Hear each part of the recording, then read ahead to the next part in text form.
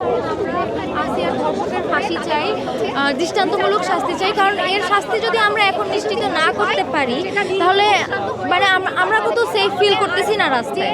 তো এই জন্য হচ্ছে আমরা নামছি যাতে আসিয়া এবং তার সহ অন্যান্য যেই ধর্ষণের মামলাগুলো ছিল তার জানি বিচার হয় এবং একটা দৃষ্টান্তমূলক শাস্তি হয়। এই জন্য আমরা আসলে বের হয়েছি।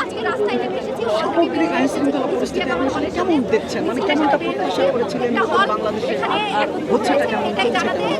আসলে 5 আগস্টের পর আমরা ভেবেছিলাম যে একটা সেফ রাষ্ট্র পাবো, একটা নিরাপদ রাষ্ট্র পাবো, নিরাপদভাবে চলতে পারবো। কিন্তু এখন যে কাহিনীগুলো ঘটছে আমার মনে হয় না আইন শৃঙ্খলা বাহিনীর কোনো পরিবর্তন এসেছে। তারা আগে যেরকম ছিল সেই রকমই আছে, উল্টা তারা স্টুডেন্টদেরকে মারতেছে, রাস্তায় স্টুডেন্টদেরকে মারতেছে। আর ধর্ষকের আর অন্যান্য যেই ক্রাইমগুলো হচ্ছে তার কোনো আমরা শাস্তি, দৃষ্টান্তমূলক কোনো শাস্তি দেখতে পাচ্ছি না। যেমন আমরা সম্প্রতি দেখলাম যে হেনস্থাকারী একজন মোস্তফা অর্ণব, সেই হেনস্থাকারীকে তারা হচ্ছে ফুলের মালা পরিয়েছে।